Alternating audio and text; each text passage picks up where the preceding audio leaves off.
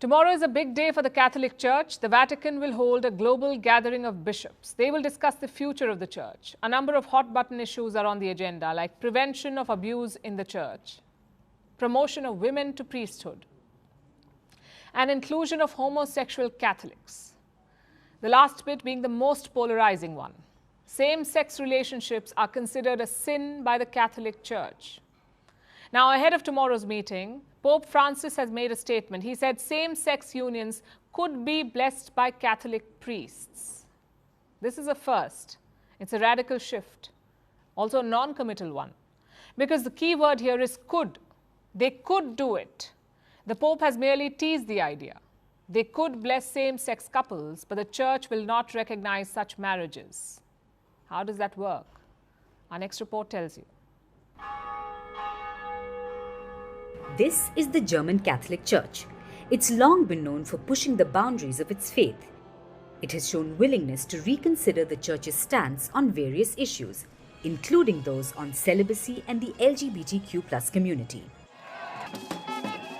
And in March this year, it allowed same-sex unions to receive blessings by Catholic priests.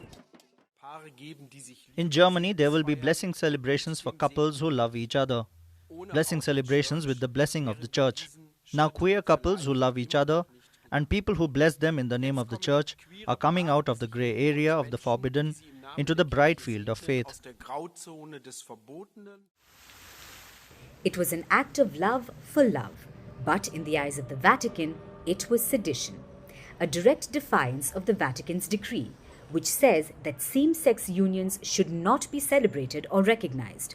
According to the Catholic Church, same-sex relationships are a sin.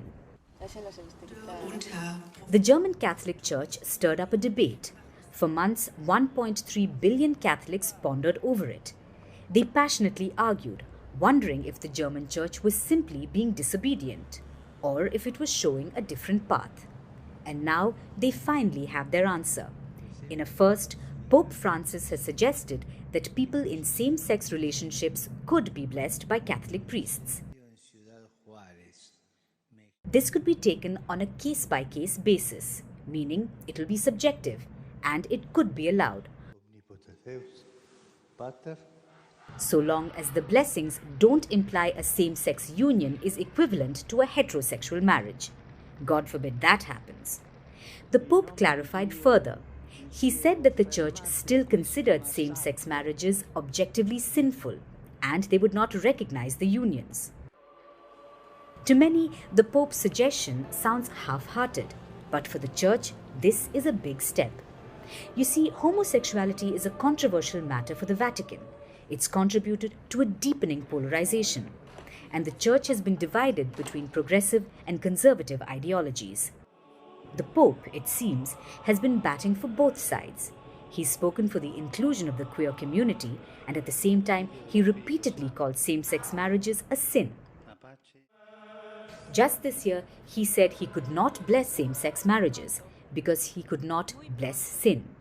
So his recent suggestion is a complete role reversal. What's also interesting is the timing. His comment comes just a day ahead of the Vatican's big meeting. Tomorrow, bishops and lay people from the world over will meet to discuss the future of the Catholic Church. They will talk about matters that have long been considered off-limits. They will discuss accountability measures, so there are more checks on how bishops exercise their authority. This comes after calls to prevent abuses in church. Promotion of women to decision-making roles will also be considered. If agreed to, the Vatican will have female priests. The third hot topic is, of course, that of homosexuality. It remains unclear if and when the Church will accept it. The pontiff's statements have clearly inflamed tensions. But they've also made room for hope, because with a mere suggestion, the Pope has softened the Vatican's ban on gay blessings.